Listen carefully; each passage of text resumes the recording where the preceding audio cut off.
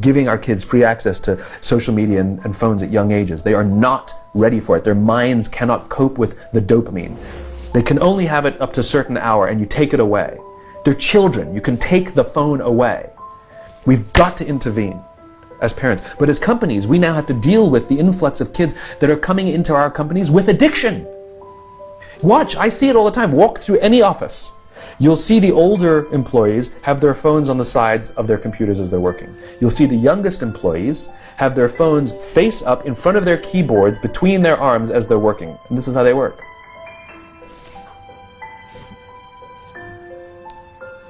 And the science is alarming. They did experiments on mice where they did the multitasking. They put flashing lights to mimic going from the computer to the cell phone, the computer to the cell phone to the TV.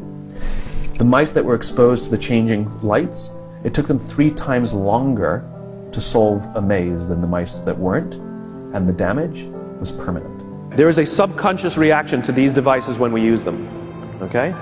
What if I were to hold my phone while I'm talking to you? I'm not checking it, it's not buzzing, it's not beeping, I'm nothing, I'm just holding it. Do you feel at this moment that you are the most important thing to me right now? No, you do not. Because there is a subconscious reaction we have to the device. When it is out, it makes the people around us feel that they are less important. So when we're walking down the halls in our offices and somebody says, hey boss, can I ask you a question? You go, sure, what's on your mind? We've just told them they're not that important. Or we can go, sure, what's on your mind?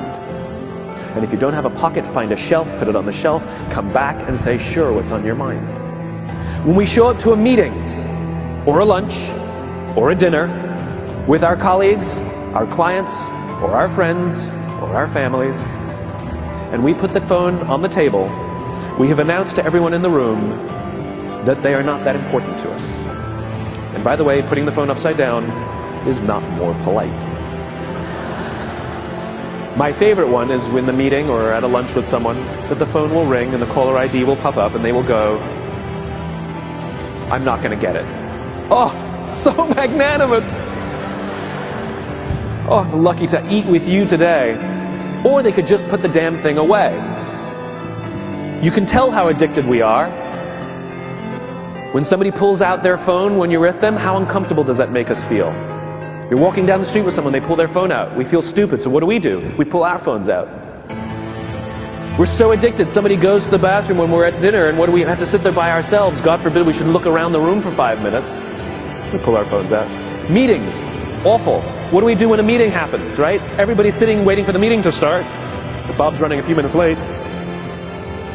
Bob's here? Okay, start the meeting. Do you know when relationships are built? All that in between time.